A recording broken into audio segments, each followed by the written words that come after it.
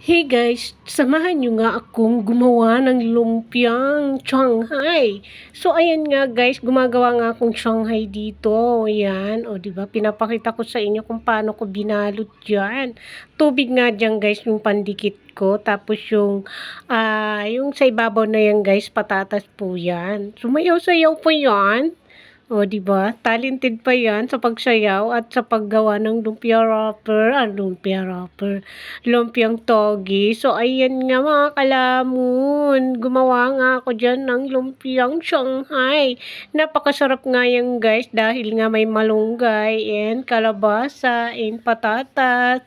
So, ayan, kanya-kanya nga tayong panimpla kapag nagtitimpla tayo ng ating mga ginagawang Shanghai. So, ayan nga guys, nandito na ako sa exciting part dahil kakain na nga daw tayo dyan ng may sili. May sili nga guys yung kinain ko dito. Ayan, pinapakita ko nga dyan sa busing ko dahil nga sabi ko may sili.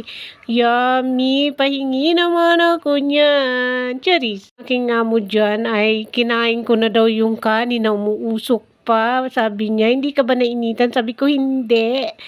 Hindi naman talaga siya mainit. Tapos yung wrapper na yung prinito ko siya guys. Crunchy yan. Sarap niya. So, ayan. Nagmamaritis kami dyan ni Amo. O yan. O diba? Tamang kagat lang yan, nagmamaritis pa siya. Yan, kain nga daw tayo mga kalamon at kapatay gutom, madlang people, last eat. Tapos kinain ko pa dyan guys yung ating leftover kasi sayang. Ang dami-daming tira-tira sa rep, kaya kinain ko na lang siya guys. Kaya yan, maraming salamat.